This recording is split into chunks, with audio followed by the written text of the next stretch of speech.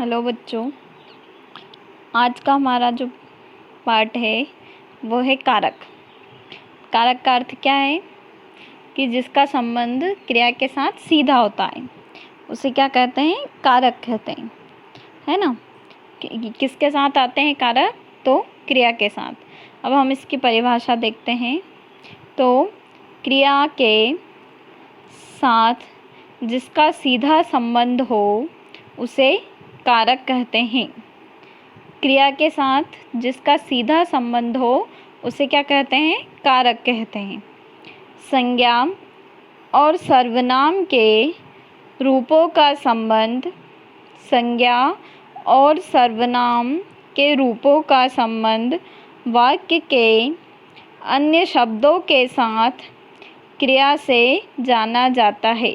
तो यहाँ पर किसका संबंध जाना जाता है? संज्ञा और सर्वनाम। हमने संज्ञा भी पढ़ी है, सर्वनाम भी पढ़े हैं, उसके अलग अलग रूप भी पढ़े हैं।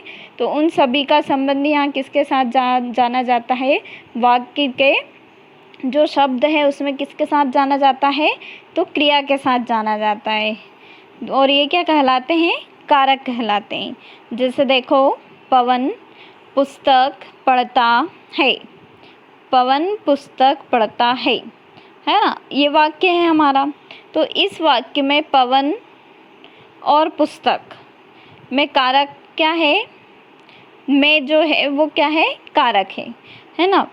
पवन पुस्तक पढ़ता है, तो इसमें इस वाक्य में पवन और पुस्तक ये दोनों क्या है? कारक है ना। ऐसे ही हम अगला देखते हैं। ये कारक की परिभाषा हुई। कारक के साथ क्या जुड़ता है? विभक्ति, है ना। क्या जुड़ती है? विभक्ति। तो विभक्ति की परिभाषा देखिए। इसमें क्या होता है? कारक का बोध कराने वाले चिन्ह विभक्ति चिन्ह कहलाते हैं। कौन से चिन्ह? जो कि कारक का बोध कराते हैं उन्हें क्या कहते हैं? विभक्ति चिन्ह कहते हैं, है ना।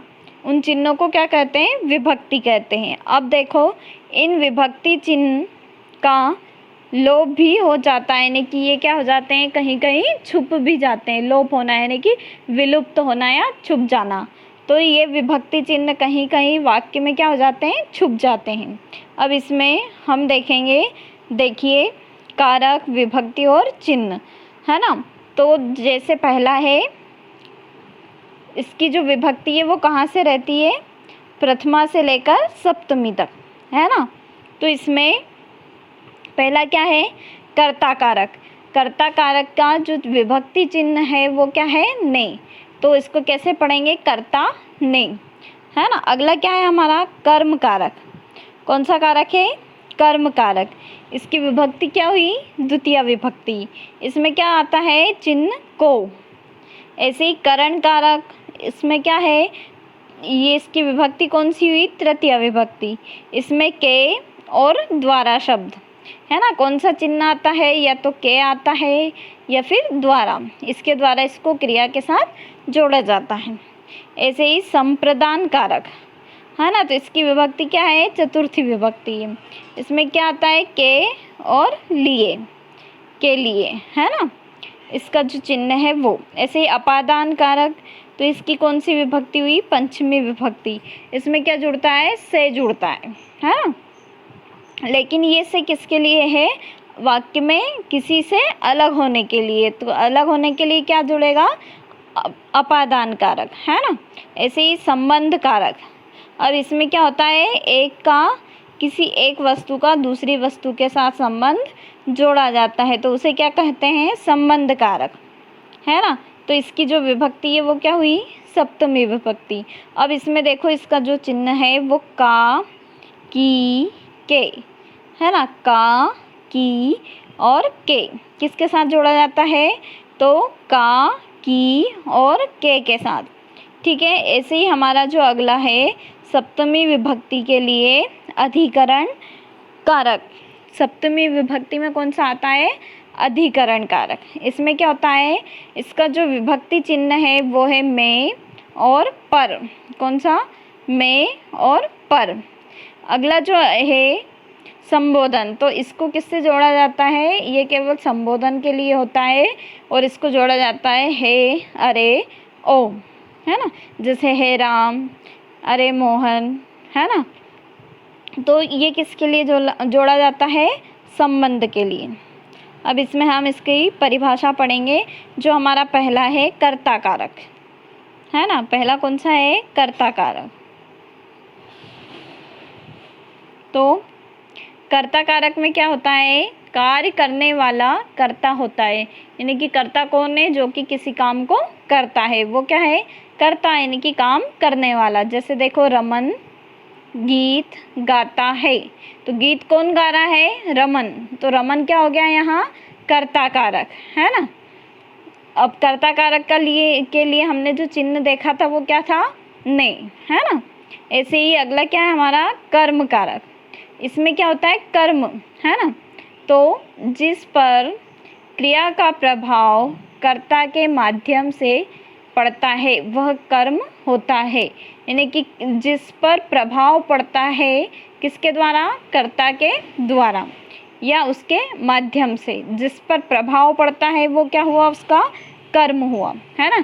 जैसे उदाहरण देखो, राम पत्र लिखता है, तो इस वाक्य में जो कर्म है वो क्या हो रहा है, उसका पत्र, है ना। किस पर प्रभाव पड़ रहा है, पत्र पर, ठीक है। अगला है हमारा करण कारक। कौन सा है, करण कारक। तो इसमें देखो, जिसकी सहायता से कार्य किया जाता है, यानी कि जिस साधन से, जिस माध्यम से कार्य किया जाता है वो क्या कहलाएगा, करण कारक, है ना। तो जैसे देखो, पवन कलम से पत्र लिखता है, अगर ऐसा होता पवन पत्र लिखता है ना, लेकिन यहाँ पे किस माध्यम से लिख रहा है, साधन के द्वारा लिख रहा है ना, किसी साधन का प्रयोग कर रहा है, तो पवन कलम से, है ना। तो कलम क्या हो गया, हमारा करण, यानी कि माध्यम हो गया। ऐसे ही अगला है संप्रदान कारक।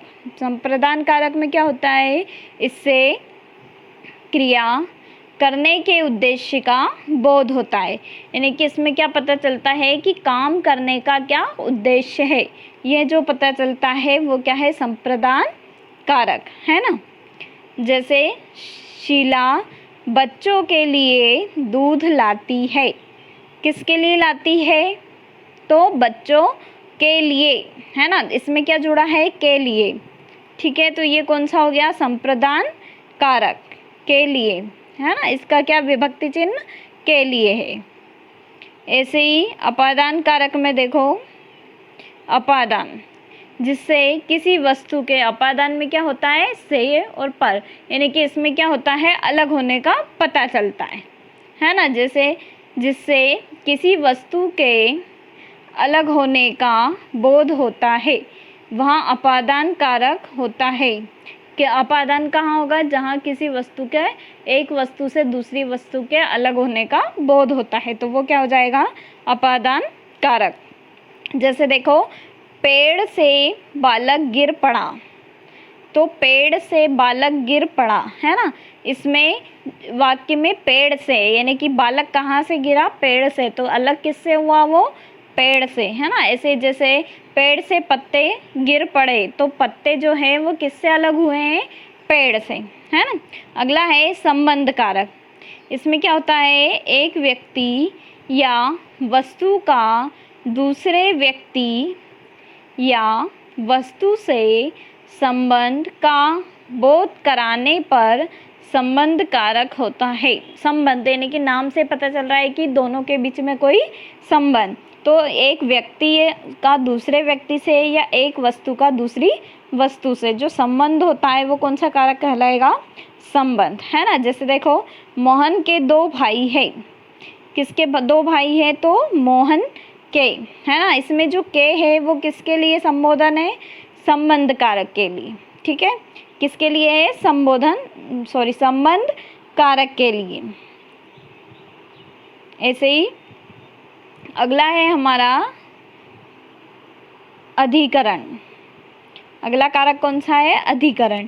अब इसमें क्या होता है, द्वारा, है ना।